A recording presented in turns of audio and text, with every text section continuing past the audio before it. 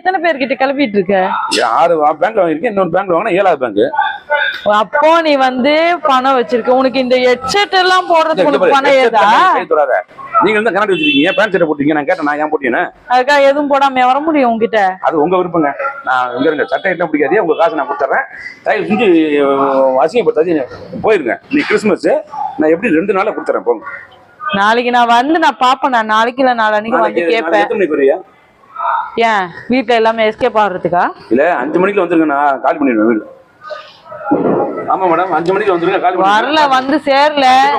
ஒரே குடுதான் பாத்துக்கோ. அவ்வளவுதான் பாத்துங்க. என்ன அவ்வளவுதான்? வீட்டுக்குள்ள வந்து அசிங்கப்படுத்திட்டு போவேன். எனக்கு தெரியாது. அப்படியா? தினுசா பேசினுக்கா 2 நாளுக்கு அப்புறம் நான் வரேன், இரு வா.